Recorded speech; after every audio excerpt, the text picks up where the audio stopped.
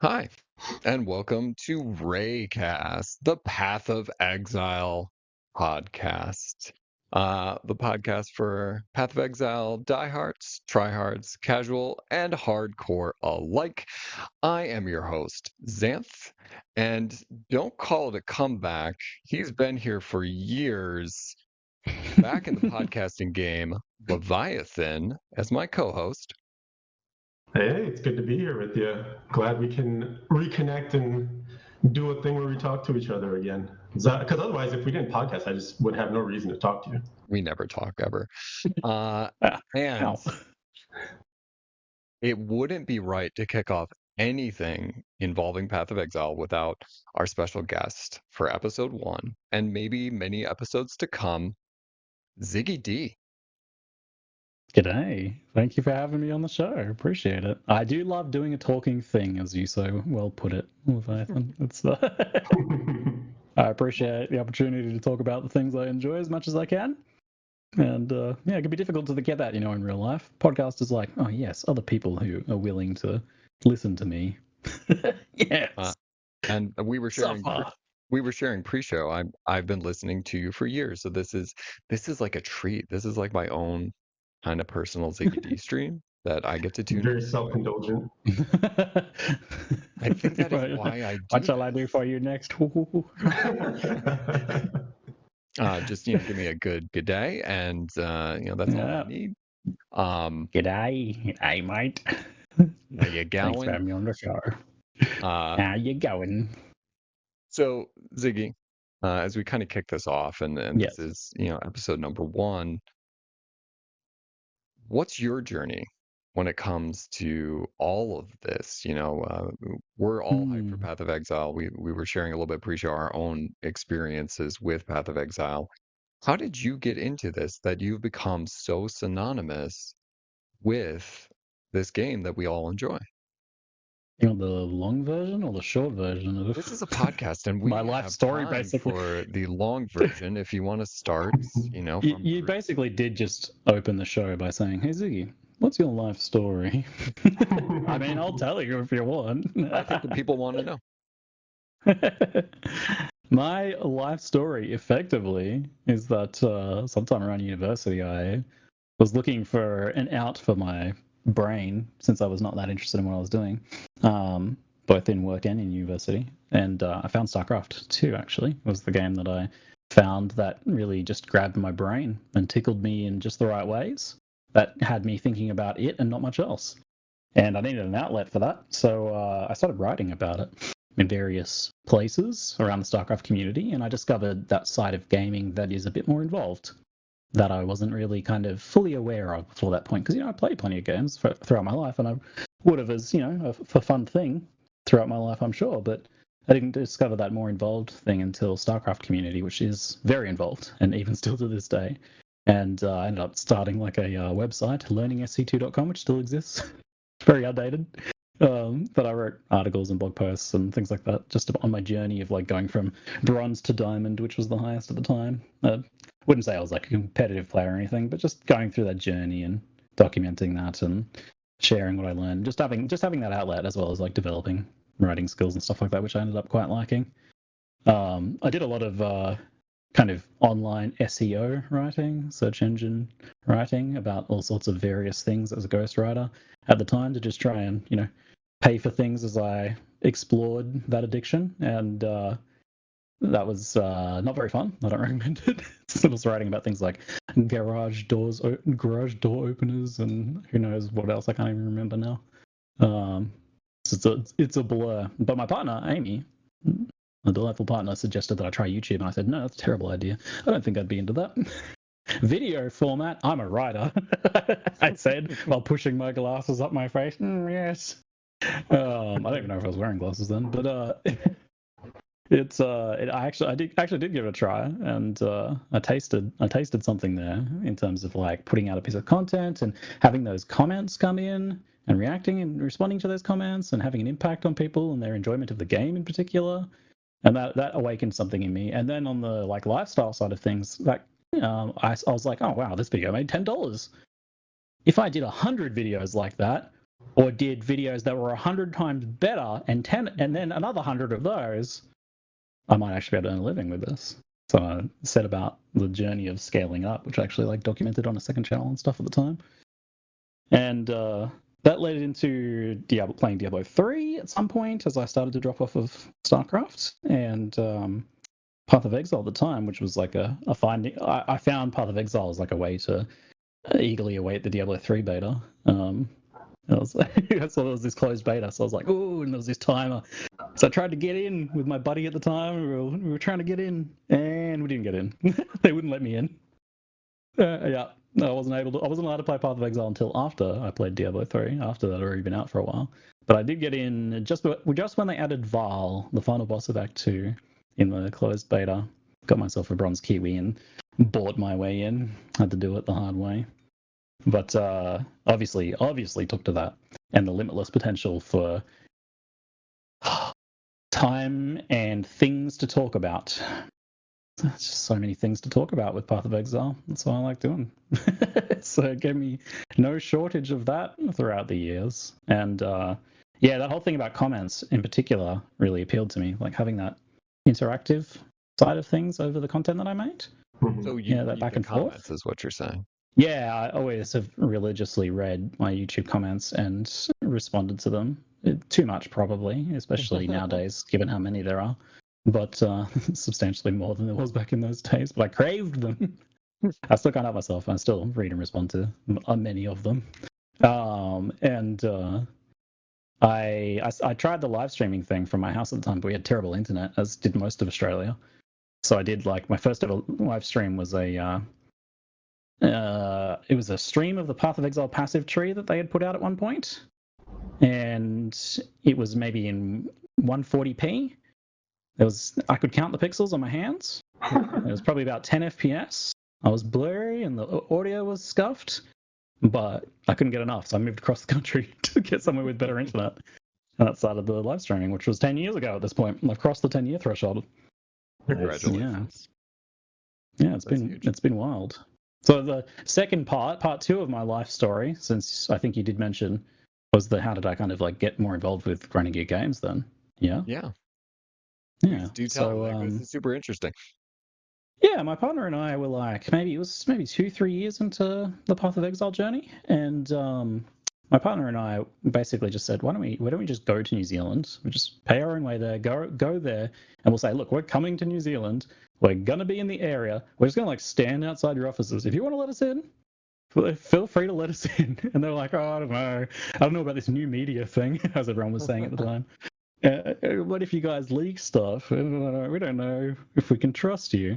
Eventually, I convinced them, and they said, all right, if you sign an NDA, which that was the only it was the only NDA I ever signed with them, if I recall correctly, was that first one. Because after that point, we made some great content there. We made some great friends there.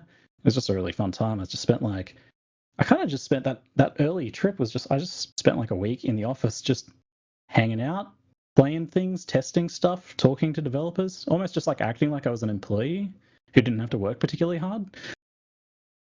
Just kind of just absorbing that like culture and how they did things, and it was a fascinating experience. And I just did some little interviews and bits and pieces of content, and I think they liked what they saw, and they liked how I carried myself, and they liked that I didn't leak anything.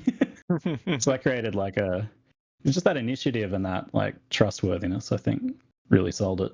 I just kept building on that over the years by doing similar things, to the point where they were willing to have me host things at ExileCon and do RaceCasting and run the Q&A for them, be the interviewer guy, the community rep, the person representing the community, not rather than the person representing the company. At some point, I did get a job offer with them. They're like, "Well, you're obviously doing a decent job of this. Why don't you just come work for why don't you just come work for us?" But and I did have a serious think about that, because it's obviously an amazing offer. It probably would have been a fantastic thing to do. But I liked the content creation too much. I liked too much of that. Yeah, so I had to stick with that journey, even though at the time it wasn't very reliable. You couldn't have envisioned yourself doing both at the same time? No, I don't think you can. I've seen people try to go that route. where I mean, I guess I don't know the full field of that. Like maybe some, maybe that is entirely doable, but I feel like if you have a fulfilling career at a company, you're probably not gonna go as deep into what you might do on the content creation side of things as to what I've done, which was to really immerse myself in that. Oh, Yeah, at least for myself. But yeah, I don't regret my decision, but I'm sure I wouldn't have the other way around either. Do you think like in some small part there might be like once it becomes a job, it becomes something different? Like I mean, that's always a thing, but at the same time, that's the thing for what I do now, right? Making gaming a job is, people say, that's a good way to take the fun of it. It certainly can be. You don't necessarily want to make all your hobbies a job. And I've learned that, like, not necessarily to make all of the hobbies that I have into content, because that's not always a good way to enhance my enjoyment of them. Though for the most part, I do tend to enjoy things more when I get to share them with more people and make content about them. So it kind of works well for me, but everyone's a bit different with that.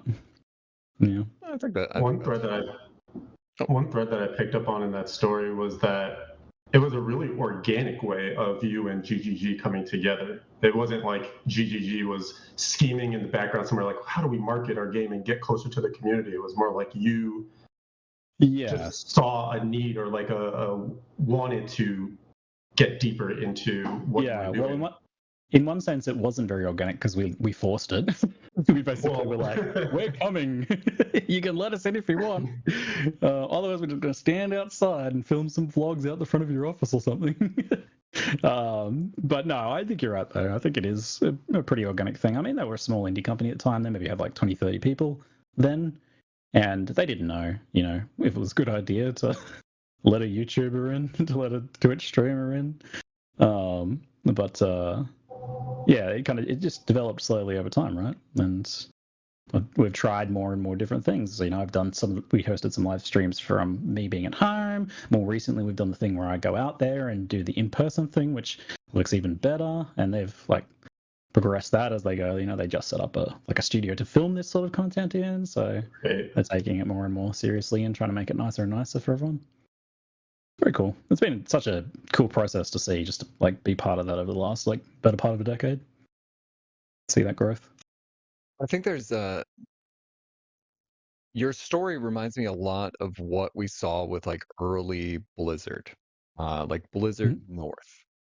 At one point, and this was Blizzard Irvine too. There were people who would go outside and scope in on Blizzard to see what was happening, to see what the progression was for certain games, like how many cars are in the parking lot, and there's a bunch there. They must be working, so we know the game's it's getting ready.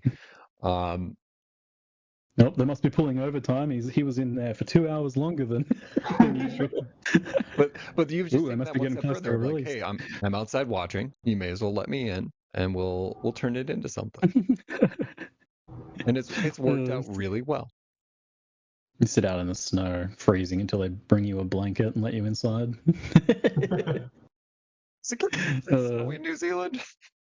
It doesn't get too snowy in Australia. Maybe a bit more in New Zealand. I'm like, I was out there during your winter, and I was surfing in the water. I'm like, it can't be that bad. But I don't think it's ever snowed where I've lived.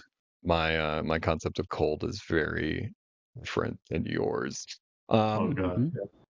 I did have one thing also, because listening to sort of the origin of when you started on the content creation side, it seemed like you naturally led into the helping other people in the community side of things with making the StarCraft website and just a knowledge sharing aspect. And now we've seen, how you've created guides and things like that over the years for Path of Exile. And it feels like your niche is about welcoming people in and giving them sort of that insight into how they can become better at playing the game. Was that just something that naturally, were you thinking about education or any of that stuff in your life before content creation, or is that just a natural thing that grew up with your content? I do wonder what the origin of that is, because I certainly understand that in myself now very much, that my favorite content to make is the thing that helps someone like learn to do something better or to enjoy something more in particular. So I very much love that teaching and that learning aspect. I love to like learn something new and then like really break it down and then explain it in a way that's super easy for people to understand. That whole process to me is really satisfying. I don't know, and you're right. I effectively started that website was learning StarCraft. It was about that learning process and sharing that so that other people could follow that.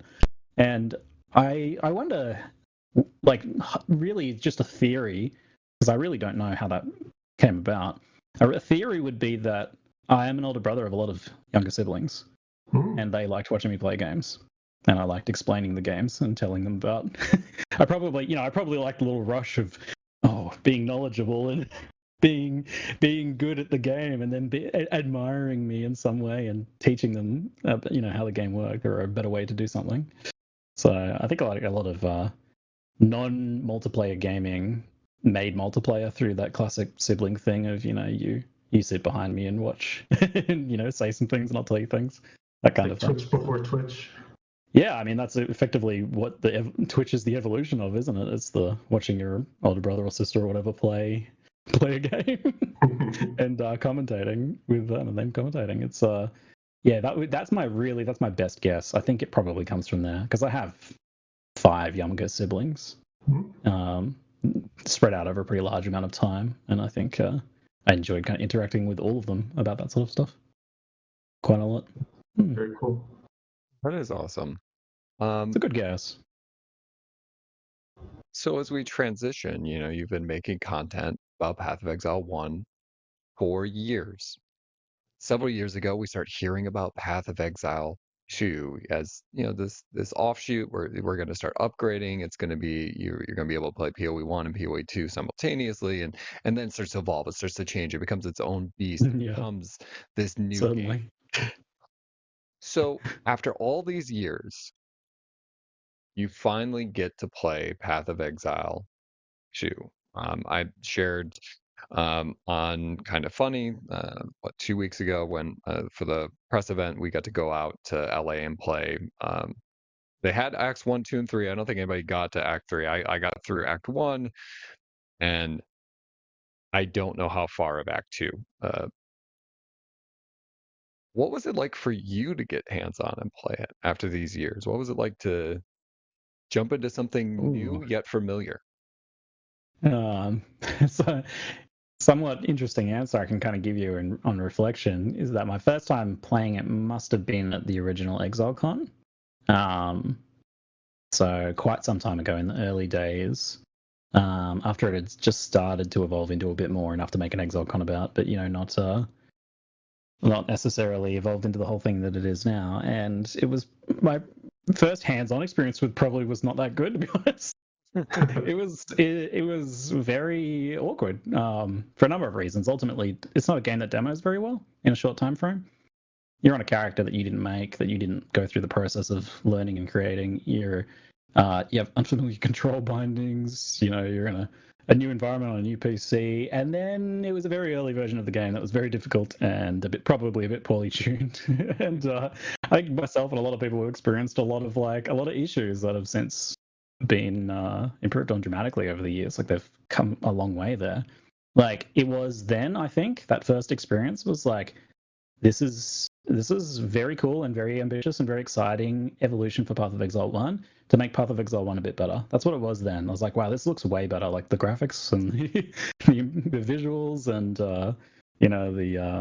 that aspect of it, the presentation of the game was improving dramatically, and that was what it was effectively. It was a re-rig of the character models and a new campaign, so thus a refreshed presentation of Path of Exile 1. And that's what it was going to be. But it has since evolved a lot more, and my most recent hands-on was just a couple of weeks ago in New Zealand for the recent reveal Q&A. And such a huge difference. It's now legitimately fun. That's the real biggest thing, because it wasn't, that first one I played wasn't fun. I was very impressed with various things, and I was very excited for the future, but it wasn't fun. I didn't have fun playing it then. I probably did what I usually do, which is where I tried to find the fun, and I focused on talking about those things that I thought that were really cool. But looking back on it, I don't think it was very fun then. But now, It's a whole new game. It's a whole separate game. It's far more than just a refresh of the aesthetics of Path of Exile 1. It's funny how it's evolved from new character models in a campaign into a full new game. But I think Jonathan and several others, he said recently in an interview that he was never happy with Path of Exile 1. And you probably could never be happy with it. And he wants to, as his final act in life, at least make his perfect game. I think that probably goes for a lot of them. So, yes, the recent hands-on, very fun. Big comparison, big difference. It is interesting to hear you take that tact of like analyzing the fun as sort of the thing that stuck out between those iterations for you from like the very initial outset to now, because at a high level I feel like that is game development in a nutshell, right? Like it's all just math and spreadsheets and chores at the end of the day, and you just have to find a way to make that fun, that someone will give you money and like log into your thing and be like, yes, I want to do these chores, and you've presented them to me in an interesting and exciting way that helps me feel like I fulfill some fantasy that I can't get in my real life or whatever, right? You can have the greatest numbers, you can have the most interesting like mechanics, the most conceptually brilliant designs and the most beautiful graphics, but you do have to, at the end of the day, make sure that it's fun. 100%. And finding that fun can be really difficult. It can be easy to lose sight of as well. But it's when did it become fun for me is what I'm kind of thinking of right now. So we had an LA hands-on. It was the first LA hands-on that I went to, and I would say at that point it still was a far cry from fun. I had a bit more fun than I did with my initial hands-on because I had a bit more time with it and a time to kind of work through some of the issues that it had. But ultimately, it still wasn't very fun, and there was a lot of people who had that experience, I think. But then then several months ago, at the start of the recent Settlers League, I went around to New Zealand again, and I played and did a deep dive on Melee. I played a bunch of Warrior and a bunch of Monk, which was me really putting the game through its paces, because I said, like, they can make Melee fun, they can make anything fun. Melee's really hard to get right. You are up close and personal with every problem the game has. That's what Melee is. You're in melee range of all the game's issues. And it was so fun. Like, probably the most fun physical gameplay experience I've ever had, outside of maybe some of my best top Path of Exile 1 build experiences. So, but it was doing that while being way more engaging. And that was just like in the early acts, right, ultimately. Right. So that's when I started to get really excited. That was 5 months ago or something. I was like, yes, they are finally getting it. Interesting. They are finally getting it together. All right, so for me, I haven't gotten to touch Path of Exile 2 in any format yet. So this is why Friday to me is like the most exciting day. Circled on the calendar like a million times. Ready to go. You can see for yourself finally. I know, right? It's so exciting.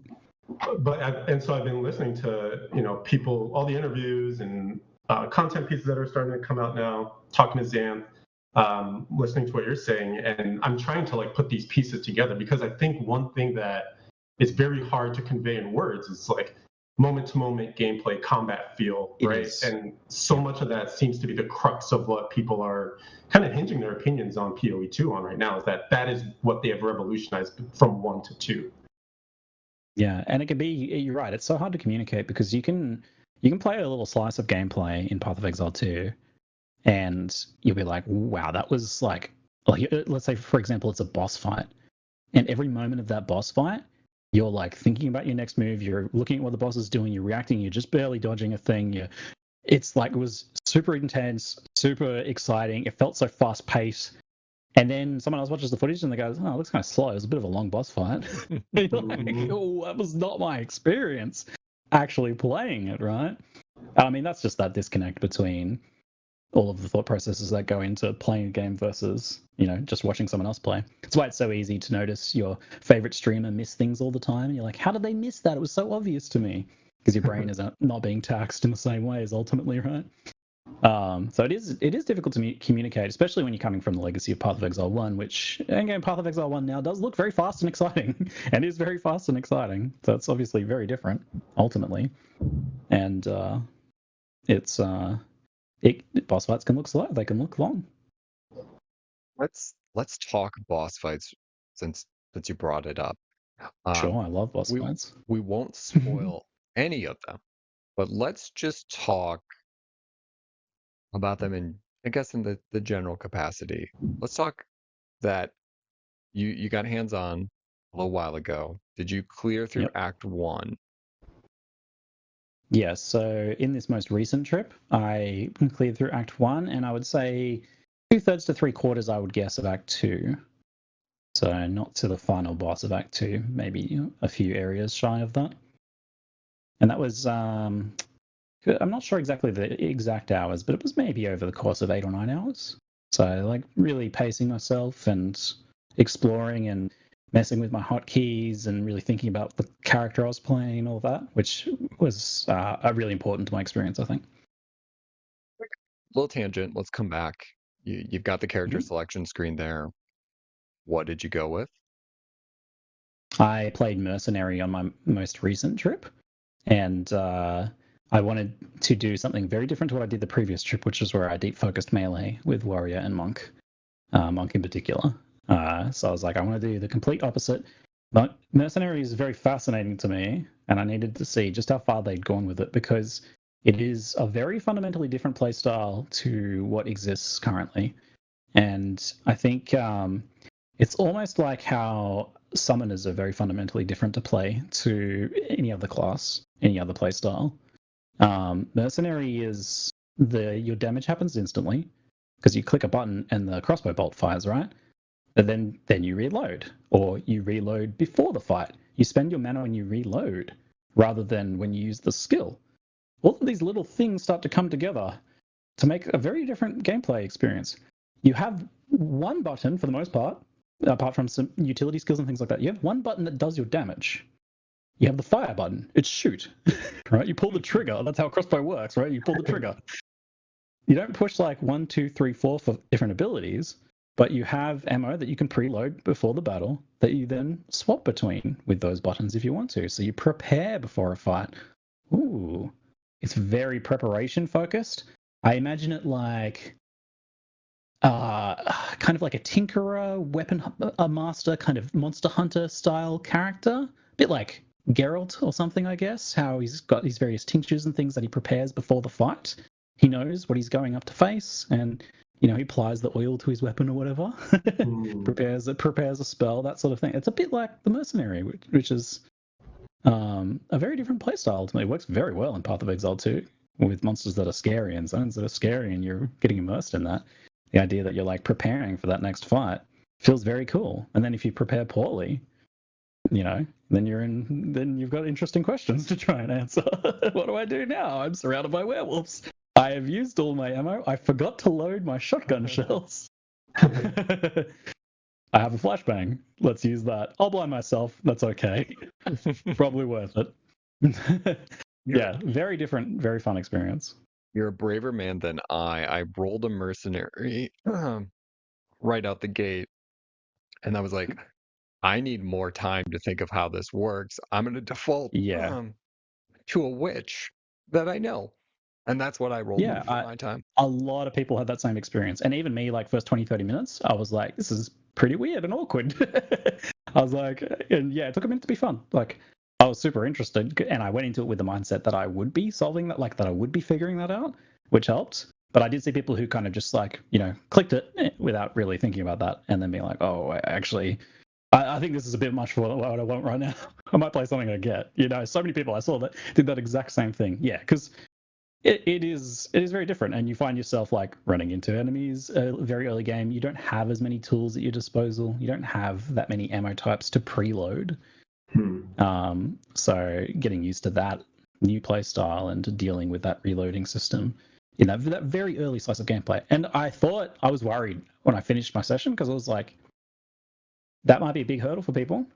And then on reflection, I went back and I looked at the footage and stuff. I was like, oh, that was only 20 minutes that period lasted for. That was solved, that started to be solved in the second zone I went to, and was like almost a non-issue by the third.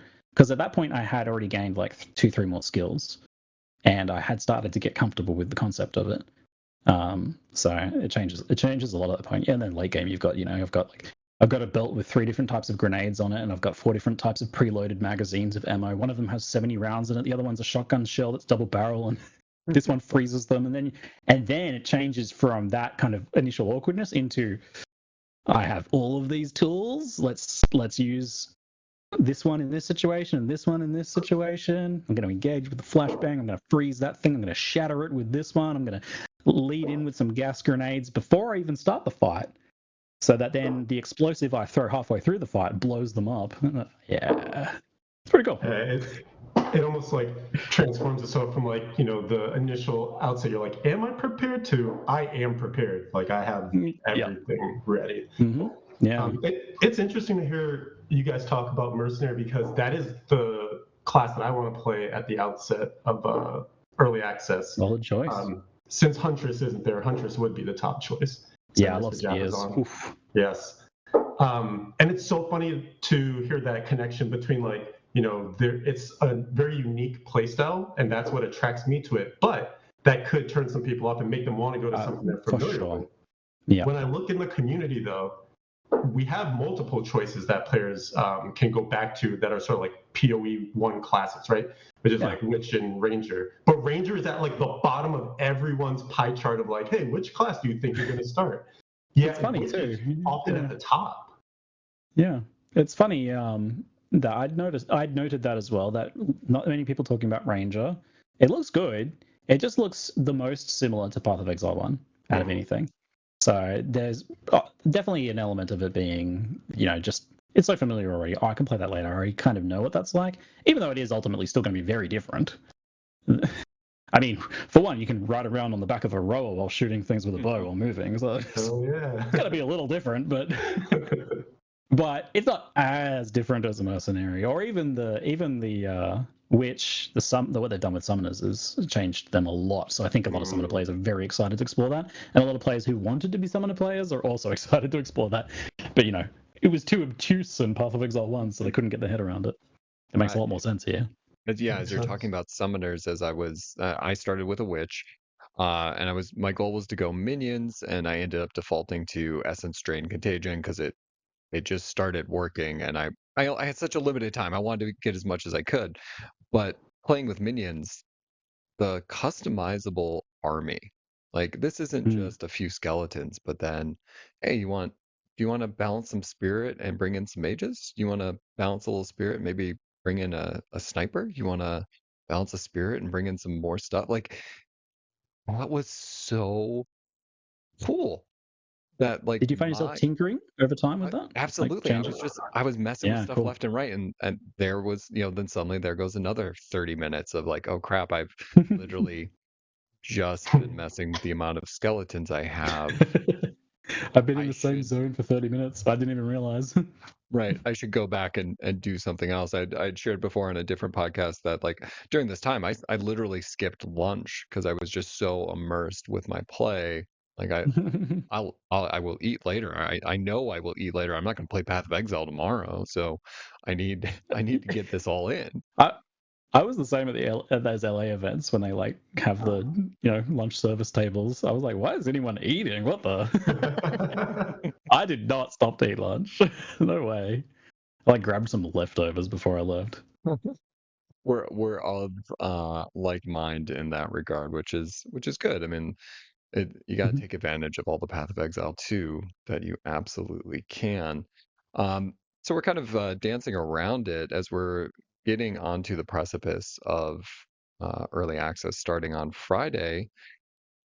What are you going to start with? Yeah, it's been a really hard choice because while I just spent ages gushing about Mercenary, I played Monk just before that, and it was maybe one of the most interesting and best designed melee experiences I've ever had in an action RPG, which is a big leap forwards for Path of Exile, because it's an area it struggled. It's an area the genre has struggled really, but Monk kind of blew me away. I do ultimately think I'm going to start with Mercenary and do some Grenadier action. I'm pretty excited to explore that. Explosions are a big argument in favor of Mercenary.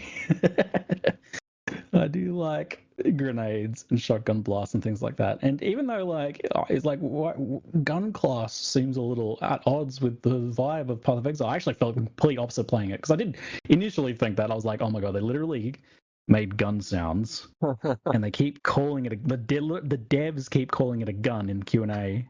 I'm like, this is a little bit concerning vibe-wise. But actually playing it, I was like, oh, I'm Van Helsing. You know, oh, I'm a monster hunter. That's actually so cool. I love that. Vibe. It actually fit very well. So there's that. I do think about like, oh, what's the thing I want to most experience that in, and I don't know, crawling through the woods with the werewolves charging at me, and just skewering them with a crossbow bolt, blowing them away with flashbangs, that sort of thing. Sounds pretty satisfying to me. Yeah, and I think the deciding factor was I posted this recent video of the Mercenary that I did, and people are losing their minds at it. So I'm like, yeah, I should play that and show them some more. Like, let's us and me and my community is like, that's always a big motivator. Is like, if my community is really excited about something, I'm gonna get more excited about it. I can't help myself, because they're asking about it. They're telling me things about it. They're telling me their theories. They're telling me how they're gonna build it, and I'm like, oh well, I gotta go on that journey with them. So I think we'll start there. But the real answer is I'm gonna play all the things. Same. Something's on the bottom of my list. Not because I think it's the worst, but actually because I think it's too much. It's too different. It's a whole can of worms I want to open after I've played the kind of more normal gameplay experiences, I guess. Even though it's so much more approachable now. But I might leave that one for last. I wonder too, because this will be like our first pass at the game, when you're picking that very first class to experience, the acts we haven't played yet, bosses we haven't encountered yet. Do you think it will be easier to learn also being ranged? Because that's usually an advantage, right? You can sort of see telegraphs coming better when you're not like on top of the boss in melee. Yeah, the range melee thing is... The range melee thing is always super interesting, because like I posted all this monk footage and it was like amazing. And I had this in particular. I showed many times this footage of me just completely dismantling a boss and feeling like an absolute god on the monk, just because of the way I was like naturally moving with the skills and like flickering in and out and dodging all of these things seamlessly in this like one fluid, very monk-like experience of just dismantling this boss. And I was like, that I lived the monk fantasy at that moment. It felt so good. And then I posted mercenary footage of me fighting a boss, and people are like, looks like melee gets the raw end of the deal again. It's like, no matter what, people are going to say that. So it doesn't really matter the reality ultimately. Range is probably easier to learn mechanics on, and boss mechanics, and to kind of test the waters against enemies that you're not very familiar with. Melee, certainly more so than ever before, has the tools to deal with all that stuff though.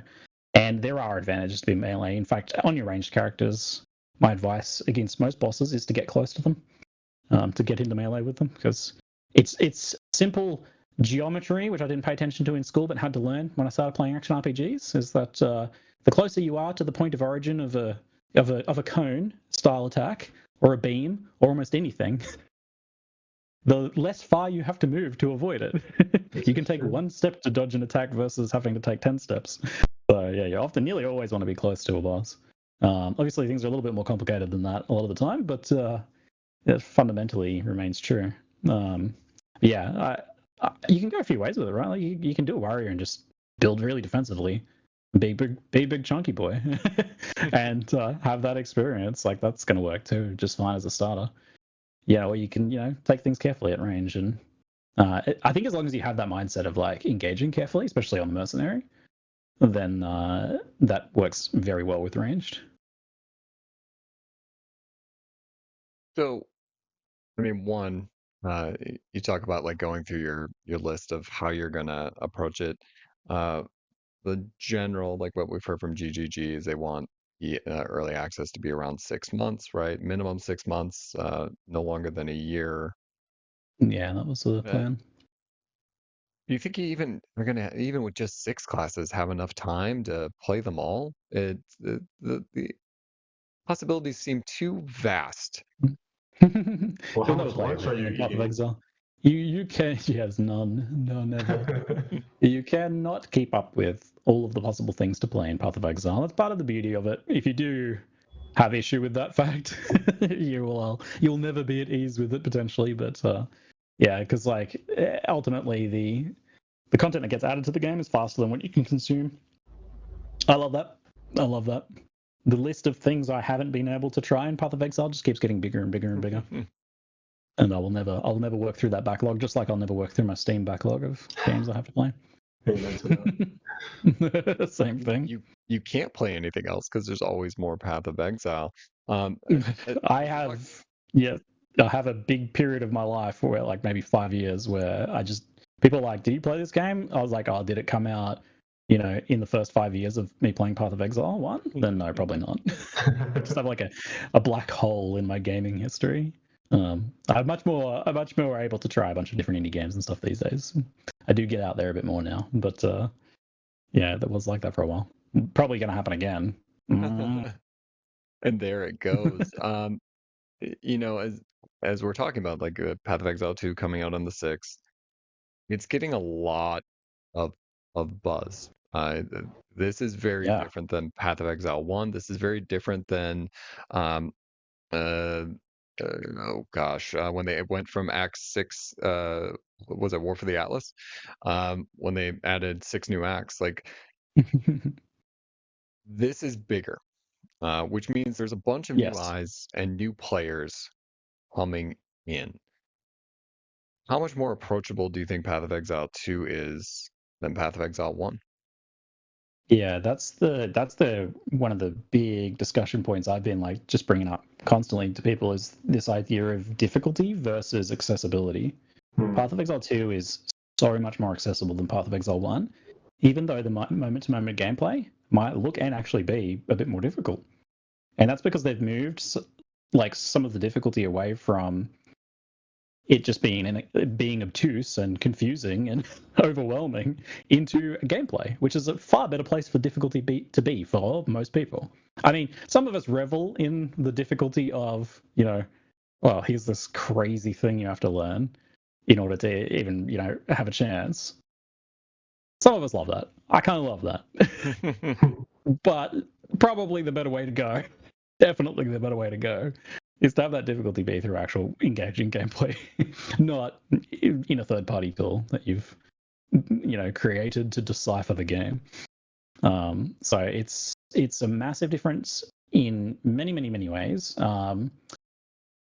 The ability to change gear more fluidly is a really big one. The skill gem system changes, super fundamental. That was like kind of one of the first major things that then went on to make it a second game, was when they decided that that was the thing that they needed to do. So that's the idea of that gear lock-in, right? So in Path of Exile 1, you're playing through the campaign, you have your main skill linked to several support gems in this amazing gem system that they created. And it's really cool. That customization is really cool. And that piece of gear is garbage, and you can't change it. Because to change it is a whole process that is just too much of a headache for most people to deal with. And that was a huge bounce point for a lot of people. Even if it wasn't just like one instance of that, it was something that ground you down over time. So that is completely solved. You can change gems and skills and supports and stuff just constantly and fluidly and in whatever detail you want without any disruption to your gearing. You find, and I mean, fundamentally it means you find cool items and you put them on your character. It sounds so simple, but it's so core, right? It's so fundamentally an important thing to be able to constantly make cool upgrades and changes to your character and play with that gearing puzzle. And then there's many, many other things that they've done that are deeper and much more subtle than that. One of my favorites to mention is this, how they're approaching difficulty between experienced players versus new players. So you want to make the game as accessible as possible for a new player, literally someone you pull off the street who's never played a video game before, right? Pretty hard for Path of Exile to do that. That's challenging. So how do you do that without ruining the game for the veterans?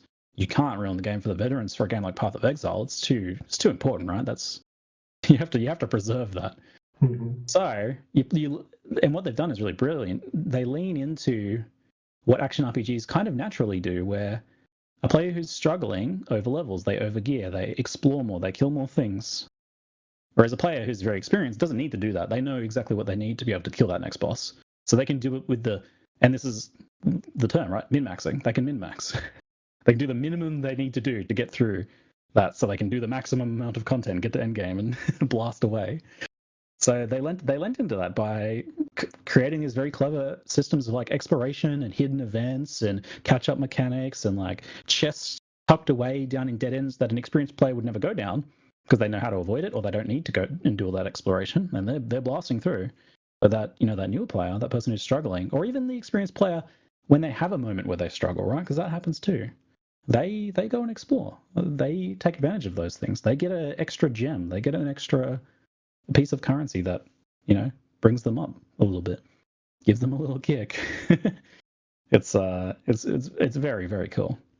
Yeah, I mean, obviously, like 10 years of working on one project and being able to take all of the learnings of what were the sore points or the things that because you're ingrained in that system, you just can't, like you were saying at the outset of the conversation, Jonathan has these things that he wishes he could go back and fix for PoE1 to make it that perfect game, but it's ingrained in the system. And so, it's getting this fresh sort of platform with PoE2 to not make those mistakes initially, right? And start from a even better starting point. Like some of the things that I think even go understated in terms of that accessibility are like the ability to have an attribute node be what you need it to be. At the moment, right? You can pick strength, you can pick int, and you don't get locked out of like, oh, I have a skill gem and I really want to use it. I think it's going to be cool for my build, but like, where do I get the int? And I haven't leveled up to get to this next, passive or whatever. Even stuff like that, like I think just helps unlock a lot of what could feel like mistakes or traps for newer players. I wonder though, this is my challenge to seeing what happens on Friday and beyond, is if there will be new points. Like we've ironed out some of the old trappings and things, but like for instance, Xanth and I were talking a few days ago, like what happens if a player just makes bad choices with their uncut skill gems and they aren't getting new ones in time to like fix their build or pick a better skill gem or something like that. Like, is that a moment where they answer that question? Yeah. So the uncut gems they have made quite a bit more common. They have balanced it and tuned it to the point where you have enough of them to be able to get new skills to solve any problems you may be having, but you don't have enough to level up every skill to the maximum level that you currently have. So that creates this naturally cascading system where you get an uncut and you're like, oh, finally I can create that skill that I need because I keep getting spawned by these little bugs. So I'm going to get this thing that explodes them really quickly. That's going to save me. Or I'm going to get this thing that freezes them, right? I'm going to get this totem that distracts them or whatever. You now have a tool to solve that problem. And then, you'll do that. You'll start blowing up one of those packs will drop you another one. And then you're like, oh, okay, well, actually, I don't have any major problems right now. So now I can get power. So then you upgrade your main skill, your most impactful skill, or maybe a less impactful skill that you've let languish for a long time. It can finally do a catch up, which is really satisfying, by the way. Like you have that moment where that skill that I left at level 1 for ages because the level ups weren't that impactful, I all of a sudden do 5 level ups on it. And it's bam, massive power spike on it. I'm like, oh, that feels so good. I did that with Herald of Ice. I left it for a long time because I was focusing on the main skills. I was unlocking new skills. And then, I got that extra gem. I hadn't upgraded everything, but I'm like, you know what? I've left that for a very long time. Let's upgrade it. All of a sudden, ice explosions, blowing up everything. Yeah. So good. So I've done a really good job of that. But I am an experienced player who's thinking about that concept of how to spend them. So I am sure that there will be some newer players maybe who like spend them a little bit unwisely and thus will have a little bit of a trouble with that. That's where that catch-up mechanic comes in, right? Because the uncut gems drop a lot more from things like the special encounters that they craft that are hidden around the maps and the rare chests. Those drop uncut gems and uncut supports much more commonly. So that catches them up if they're having that problem. So it's like that's another like angle that's solving that through. It's pretty clever. Yeah, that intentionality of like the gameplay exploration will be what gets you where you need to go. And like you said, the min-maxers don't need it, but the players that it will serve are actively going to find those solutions. Yeah, but to your original point though, like for sure there will be new pain points, right? There's going to have to be like, I do wonder like how many new players coming to Path of Exile for the first time might have issue discovering like how do you actually trade gear? Wait, anyone? How do you do that? It's not immediately obvious in game. Thankfully, there's the currency exchange now. That will be a thing that they can find and learn and interact with through game. But like, they want to sell a cool pair of boots they found. There's going to be a little hurdle they have to jump over to figure out how to do that. So I'll be interested to see if they have done anything to address that, or will do anything to address that, because that might be something they need to look at. And there'll be other examples for sure. Like, I think maybe they've done this system with the ascending to get your ascendancy class, the trials, where you can make choices, but it's definitely confusing as to how that works, I think, and to how you can make choices and what choices can you actually make, and do you actually have a choice? So I think maybe some people are going to be a little confused with that, where they're like, wait, I just did this second trial, why didn't I ascend? It's like, oh, you did it at the same difficulty you did the first one. I think there's going to be some confusion there. So there'll definitely be some things for them to work out throughout the early access. Now, we danced around bosses just a little bit. Yeah. Do you think the bosses themselves might be a pain point for somebody, who's making a transition? I would argue the bosses that I encountered in my playtest were difficult, but fair. They're difficult but fair. Much equatable to a Dark Souls, where I was always aware of the mistake that I made, that I could then try to fix, and then would make again, and then would try to fix again for several times. I got better. I did beat them, but do you think that might be a bouncing off point for some? I'm not saying that's a GGG super should interesting change it, but yeah, I mean, they've done a lot of thought to this, because I know that for a fact they've done like that sort of stuff where you pull randoms off streets and film their facial reactions and their mouth ticks as they play the game, that sort of stuff. They've been doing some of that stuff because they wanted to like figure out some of these things. Where are these points that people like really struggle with? The bosses, and that in particular, that question is super interesting because there's a few factors that go into that. So sometimes you actually have non-Path of Exile players playing Path of Exile and having an easier time with that because they're naturally exploring more, over leveling, over gearing, and the bosses are tuned in a way that like a reasonably experienced Path of Exile 1 player who has been keeping up with their gear, keeping up with their level, is maybe like only slightly over leveled, will have like a very good will have the tools to be able to defeat a boss the first time they encounter them, but probably won't. They'll probably do it the second time because they'll die to something. That's kind of where it feels like it's at for me. But you will have new players who go through and one-shot some of the bosses, I think, because they're over-prepared, just by virtue of the way they play. But an issue has been identified that they've like done some pretty clever things to fix, actually. I don't know if this ever came up at any point. But so an issue that sometimes occurs is it depends on the player's history of what sort of games they play. And I found when I played Souls-like games, bosses to be more difficult to overcome if I really felt like I wasn't powerful enough, because I wasn't sure how to go get more power to do that in Souls games. It's not as evident. Whereas in an action RPG, you can always go kill more monsters, get a couple more levels, get gear. It's very granular, that upgrading that you can do, and it's very obvious how to go do that to someone who's played those games before. Some people haven't. They've played other games where that's not a thing. They play games like, I don't know, Sonic or whatever, where you just keep fighting the boss until you get it, or you run out of lives. That's their gameplay experience. So whether they go and do other things to get more powerful if they are unable to kill the boss currently depends on their gaming history, and that's an interesting problem to solve. Something that they did, which seems disconnected but super important, is they added to the map around waypoints, like the actual world map that you look at, little symbols that say that there's like a treasure thing here that you didn't get. There's like a little side quest thing here. There's a hidden thing here that was revealed when you got the waypoint. Various different conditions reveal these things in zones that you've been to or are currently in. And that gives people a very like tangible thing to go shoot for. It's like, oh, I'm really struggling with this boss. I'm going to do something else for a minute. Like, what's that? There's a little baggie on the map there with a $sign on it. Maybe I'll go check that out. And they said that had a big impact. Like they did that and they did some more tests, and apparently that's like got more people to go get more powerful to then come back and fight the boss. It's interesting how it's like seemingly disconnected, but yeah, I must have missed that during my playtest because I was apparently akin to the Sonic player where like I'm just going to keep throwing myself at this Act 1 boss because you get that, yeah. It's a me thing. I need to not roll so much and pay attention.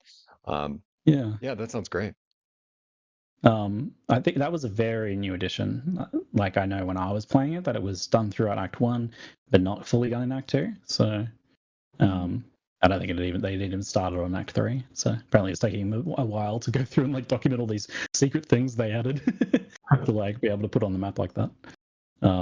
Yeah, so that might not have even been in your build if it was slightly earlier. I guess when I think about that's the B thing.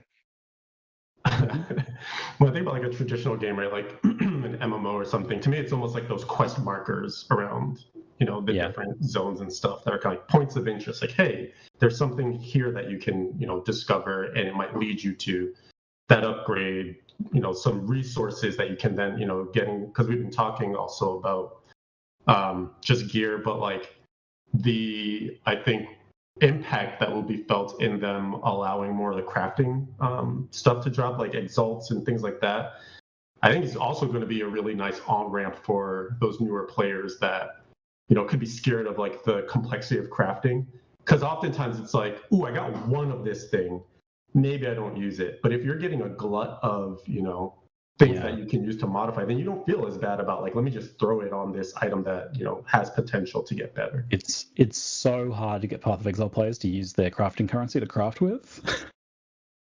And it must still be like must still be a really difficult thing in Path of Exile 2 as well. But yeah, they have made the like early game crafting currencies way more common, and I used them and it was phenomenal. Like the gear progression is really good now.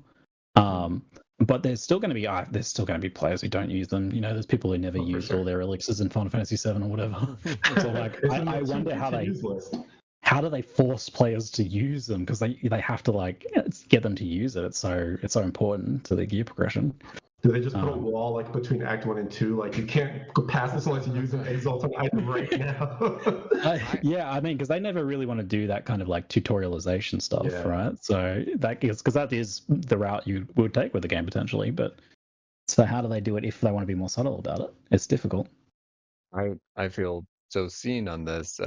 During my playtest, I remember I found an exalt, and I'm still of the mindset when exalts were the best thing you could find. And even knowing that the character was not, they were shutting down everything, I still didn't use it because it was like, no, sent into the void. It's mine. You never know, you might need it. Exactly. Who knows what's going to come around the corner? Yeah, so that'll be it. That'll be a me issue using currency if I have to. I mean, it's a fundamental game of psychology issue, right? That you have to try and solve there. It's like, how do you force people to use their potions? How do you get people to use scrolls in Dungeons and Dragons? It's every RPG I've ever played has suffered with this problem. It's a very difficult question, and so often when you do it, when you finally get them using it, and you design the game with that stuff in mind, it's so good. The benefits are, it's an amazing moment when that starts happening, and you start seeing the impacts of that. Because I did that. I used the crafting. I used 7 exalts. I fully crafted a 6 property ring. I fully crafted a weapon. Started like trying to craft boots and stuff. And I was like, it was such a cool like gear progression experience. I was really thinking about how I did it. Yeah. But how do you get them to use that first one? How do you get them to click that first exalt? I think what you need to do, Ziggy, as one of the voices of the community, is just maybe start creating PSAs. It's okay. It's okay. I literally was working on that before this show. I'm working on a guide that has a segment that is, the guide that I'm working on is literally called like stuff to make your first playthrough more better mindset advice, and then like one of the sections is using the currencies and how they plug together. Yes, yep. I'm trying to do it, but I can only do so much on that one. It's going to be a mindset shift for sure. So yeah, you can yell at people all day to use their items, but some will never listen. They'll never hear you. I will make this promise: the first exalt I find, I will use in honor of you, Ziggy. Yes, do it, and then link the item to me. Show me your item that you exalted. Tell me what you got. Yeah, we'll exchange our info. So we talk about a glut of new players. We heard Jonathan say that like the servers are prepping for like 1 million. I feel Yeah. like Wild. that's still not enough. Crazy. I And thought before the Q&A and everything, I was like, this is incredible. But there's no way a paid beta gets more players than like the free-to-play league launches from previous leagues, right? We just had the biggest one ever. I think Settlers was the biggest, or it was like very close. And it's been going up and up and up every single. Like their numbers have almost never gone down. That trend line's constantly gone up, which not many games do that over the course of a decade. And yet, like, still no way Path of Exile 2 gets more players than that. And yeah, apparently they're getting like 3 times that, 4 times that, maybe. We'll see. Crazy. So, actually, this is a question I think that only you can maybe answer. Were you getting a sense of the hype on the announcement day while being in the studio? I don't know, like, what their setup is. Are they watching Twitch, or like, are you there with Jonathan? And... Yeah, I make them put the Twitch chat when I'm doing the Q&A because like it's good for vibe checking while I'm running the Q&A. Even though I have other people now pulling the questions out of chat and putting them into my document, it's still just really good to have that like wall of spam just to vibe check, like a little green red meter thing. Or if everyone's chanting the same thing that they really need me to ask about, even though I was already planning on asking about it. But still, no. Like I got a good sense of how the community was taking the reveals, which was, as I expected, very good because it's exactly what the community wanted to see. Like I knew that was going to be the case. But the wider spread hype, yeah, I knew it would get more attention for sure. I knew it would get mainstream coverage, but not to the. I mean, I feel like all the Diablo dads are going to give PoE2 a try for the first time. That's I've got 18 children and I get 3 minutes to play with the console that I've hidden in a wall. It's like they're gonna try the game for the first time ever. That's exciting. It's nerve-wracking. I'm sure PoE's very nervous about that. Yeah.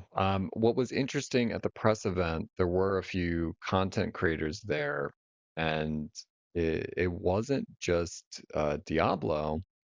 There were content creators that focused on Soulsborns, that were Souls streamers, and I thought that was like a brilliant marketing thing of like, hey, let's go and grab these people that are not in the traditional, isometric ARPG space, but like would probably really like this.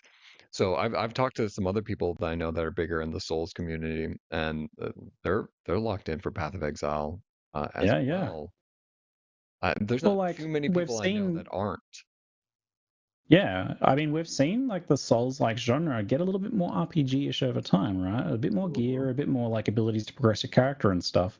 And then at the other end, Path of Exile 2 has been creeping in towards those games with now it has engaging enough bosses right from the very outset, right? Path of Exile 1 has had very good bosses for a very long time, but they're like all the way tucked away in endgame for the most part. The Act bosses, not very good. Act 2 is a literal standing Dyson vacuum cleaner.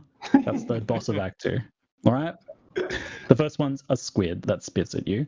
So it's it was never really enough to like get those people over playing. But now like the first bosses you encounter in the first few zones, literally that you don't want to spoil the bosses. So like probably the second boss you end up experiencing, a big scary thing that comes out of the ground. I was like, oh man, I feel like I've seen that boss in a Souls game. That's cool. And they're mechanically far more interesting. You got your dodge rolls. you can spam your dodge rolls. No, there is a parry. Oh my god, there's actually a parry. You can do the shields. The shield parry. The shield's a parry, not a weapon parry. There might be some kind of weapon parry skill. There probably is. But you got you can do the skill shot shield raise timings. That's totally a thing. Oh my god. That is something I with the warrior with the raising of the shield, where I'm like, that is so awesome. Again, I don't have enough time to play with it, but man, on the stick, I messed with that. It was very cool. It's gonna be choice paralysis. Kind of coming back to that reveal, we talked a little bit pre-show. We were shown the cinematic during the event, and they said they weren't going to be showing it. They were like, hey, don't like, we'll just show you this. We think it's really cool, but we're not going to talk about it because we don't think we're going to have this ready to go for this reveal. I'm like, Mhm. one, when we were getting time to interview Jonathan, I did have to ask a question about it because, like, how could you not? Um, but like from your perspective, Ziggy, there's never been a visual storytelling component to Path of Exile, and then you just get this amazing cinematic to start our journey That is into that is a WraeCast. What does that bold-faced feel like? lie. I cannot believe you would lie like that. There was a 3-second cutscene of Katava moving his finger. Okay. Some of the stones did fall off the statue face. You Yeah, are yeah. correct. There was that. There is one cutscene in Path of Exile 1 that's about 3 seconds long. It's a big statue, and the statue is a guy sitting in a chair, and he moves the finger and it cracks like there's a demon guy inside. That is all we got up to this point. And then all of a sudden they drop a, I don't know, 3-minute cinematic trailer of very high quality. And I didn't think I really cared about that, but it was awesome. And I actually was engaged and curious about the plot after watching it, which is not something that I do normally. I only care about vibes in action RPGs. I don't care about the plot. I don't care about like the dialogue or anything really, except if people like are kind of cool, the enemies are scary, and the zones are interesting. That's all I really want. I want a cool looking bad guy to hate and blow up. That's all I really care about is the vibes, having a cool setting and cool enemies and things. But and Path of Exile 1's plot is pretty hard to follow. So it's a big step up in the storytelling. They're doing a lot more with that, and they're going to great lengths to make it actually good too. Like I was talking about this recently, but they actually make it so that even in the beta, when there's the early access, when there's not all of the acts, you would assume that the story just cuts off randomly at some point. And I mean, it will, but they're actually doing stuff to make sure that the story will make sense to flow into endgame from that point. So there'll be like story elements that are only in the early access ever, and then will be changed on release. So like, I'm not trying to like FOMO people or anything. It's just trying to, it's just that they're actually like, they care about it to that point that they're actually like going out of their way to do something unique for the current awkward half-finished state that the game is in. And so that's pretty cool. It's a nice touch, yeah. Yeah, cinematic was really cool. Yeah, I'm with you. Like my gameplay experiences with mostly any game is like escape, skip, space bar. Like where can I move the dialogue along so I can get back to the action in the gear.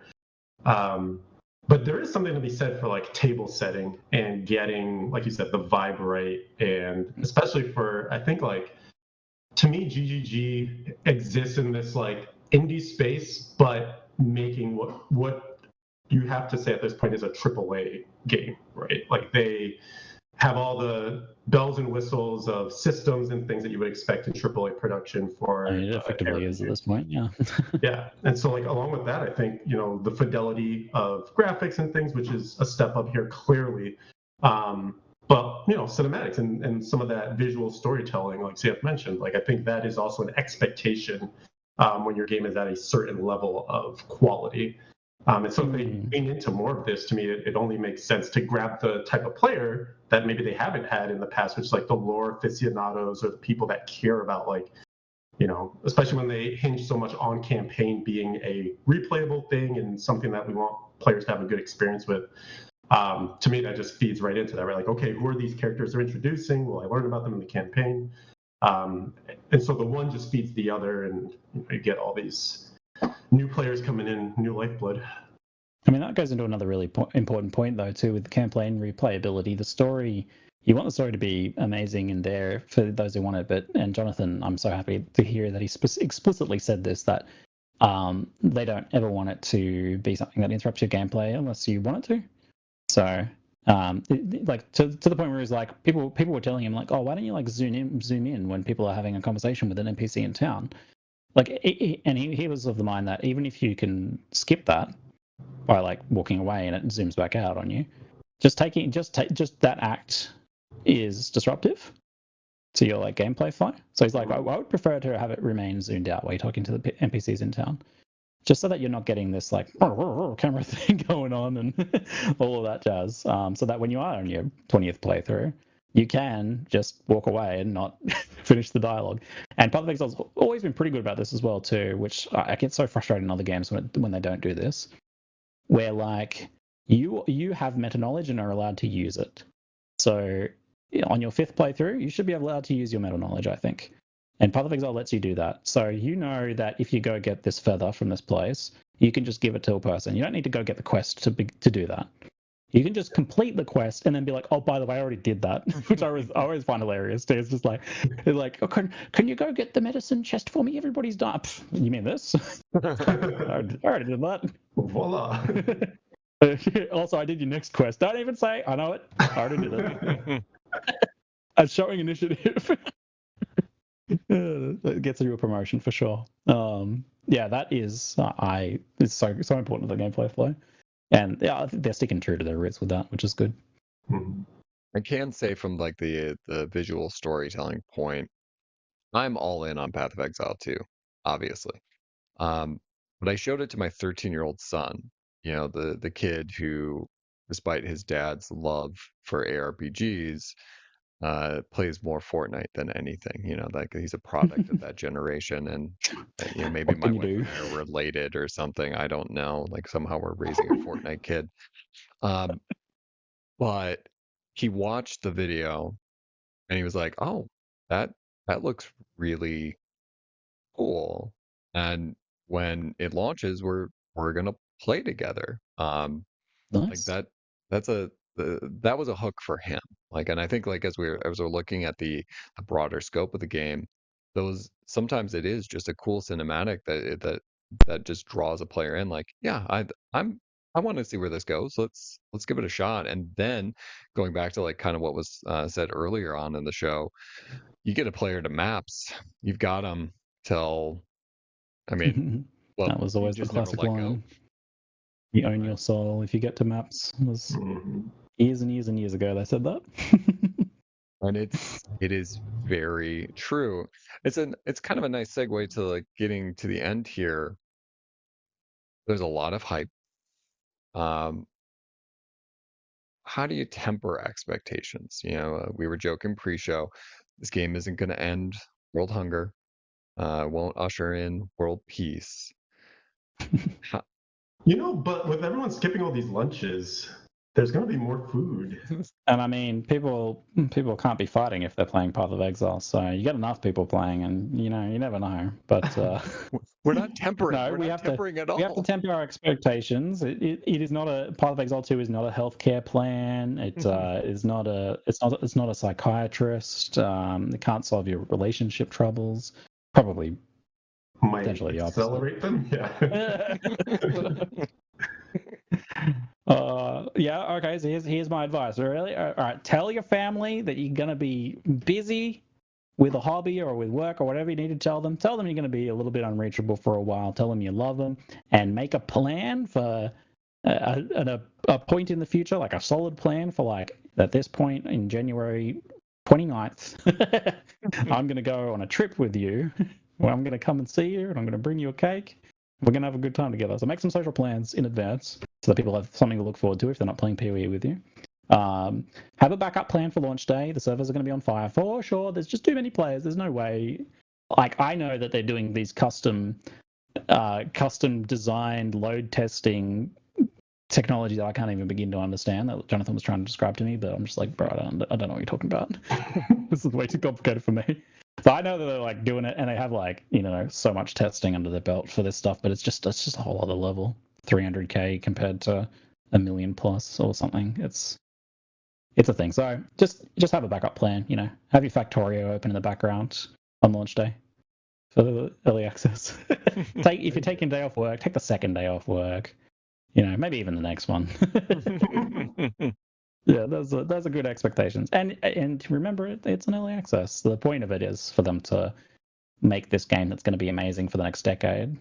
So, and find those various things that they just can't find internally. Like, oh, go ahead. Yeah, just those problems that only show up when you have 100k people do something. Yeah. To me, that last point is so salient. Like, because of the amount of care and love that has gone into this early access, players are going to forget that that is the state that we're at. and Yes, that will raise expectations. I see people already thinking that it's like the game's launch, or feeling like that, or just kind of forgetting that it's an early access. And it will be hard to remember because it is like a very high quality. Act 1 is probably going to feel a very high quality. You're going to forget that it's early access. And the end game has so much content that you're certainly going to forget that it's early access. I'm sure there'll be points through like maybe Act 3 that hasn't been playtested as much, where they'll be like, oh, you'll remember. Okay, all right, this is early access. This thing is not finished. But yeah, you're going to have to actually work to remember that for this one, I think. Right. I probably haven't helped because when I was on Kind of Funny talking about it, I did say when it goes and launches live, it's going to be a nominee for Game of the Year. So they are eligible apparently. They are eligible. I'm saying like when it fully launches, when it breaks out of early access next year, I may not have helped expectations. But at the time, that's what I felt, and I'm gonna see if that holds true on the 6th. So, as we get to the 6th, what are you doing to kill time? I wish I had time to kill. There's way too much to prepare. I want to make content about literally everything that is exciting, that people should be excited about, and be like, and everything that like makes me go, oh no, what if people are confused about this and they stop playing when they get confused about it? Oh god, I got to make a video about that. And I also want to like, I'm trying to like, I care so much about this. I'm trying to like, preempt any potential things that come up, even though it's not my job. I guess, but yeah. And I mean, even then, I was just thinking before you started talking, I was like, oh, I should say, if you're a Path of Exile 1 veteran, just to like wrap your head around the fact that there's going to be a lot of non-Path of Exile veterans joining. It's extended beyond the core community, and try to be welcoming and helpful. People are going to need a little bit of help and advice, and they're not going to need certain kinds of like, well, this game is a niche game only for me and my gigantic brain. It's a game for many more people, and then that'll take some getting used to for some people. For sure. I think that's an interesting point, because there is the potential that if this brings in the numbers that they're looking at, the Settlers was what, 400K, right? Something around there, yeah. If we talk 1 million, that's 600,000 people that are now technically outnumbering the veterans. They're actually more. I was going to say, it's enough to change the culture. It's enough to change the culture of the community. So we can the pre-established players, like new players, will be looking to us who have been playing the game for a while and have these extra insights, to how we act in a community sense. They're going to read the room, right? There's that thing, you step in a room and everyone's talking quietly, you start talking quietly. People are dancing and shouting and yelling over the music. You're going to be more likely to do that too. So we can help guide that culture development, but there'll be a cultural shift potentially. Yeah, it's interesting. Not something I've thought about until now. Absolutely, I'm excited wild. New blood, yes. I think like I look to you, Ziggy, and I look to there's a lot of really good Path of Exile creators out there. Absolutely. And I think there always is a lot of that sense of like, I know this. Let me explain how you can do it. That has made the Path of Exile community so engaging and so receptive to new people. Like, hey, I'm really obsessive about this thing. I want you to be obsessive about this thing too. So Path of Exile appeals to a certain brain type that is very good at making and very interested in making tools and making content. So the content creator and tool maker scene is overrepresented in the Path of Exile community to a large degree because of that. So we get some of the best like community made things. Out of almost anything except maybe the VTuber space. Those guys are a whole nother level. I recently played some HoloCure for an indie tryout stay that I did, and I was like, oh my lord, they made this free game? It's crazy. Just because they're fans?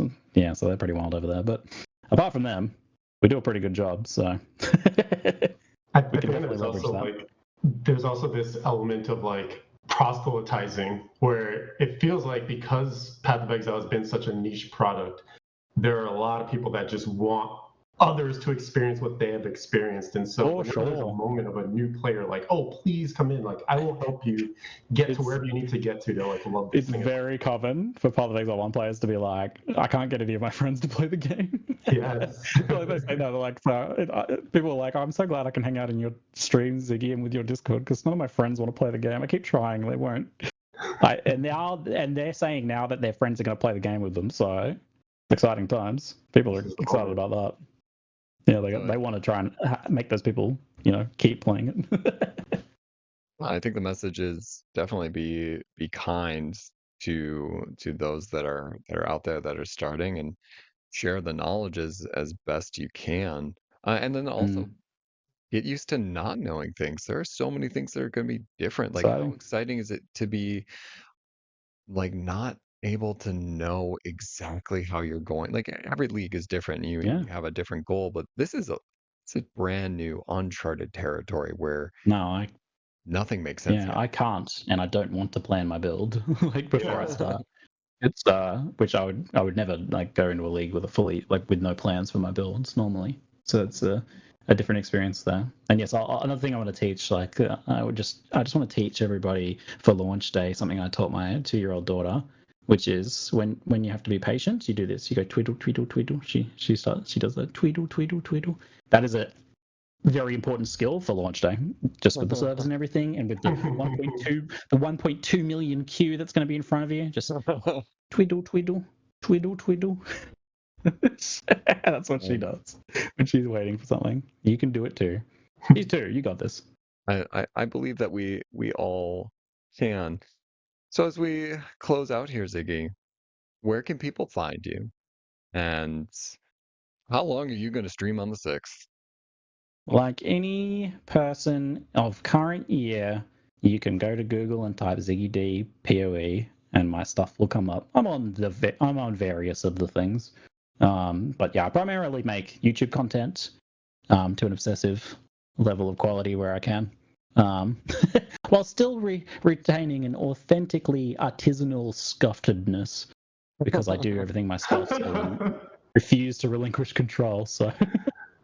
There's a lot of things I don't know how to do in editing, and yep, it can show from time to time. But yeah, you can enjoy some of that artisanal action there. And I do stream a lot on Twitch. I nearly always clicky looty action. I'm clicky looty action RPGs. On the 6th, I will play until I can play no more. It is as simple as that. Nice. With brief breaks to go and give my family a huggle every now and then. All right. Well, this has been episode 1 of WraeCast. Thank you guys for tuning in, and stay sane, Exiles.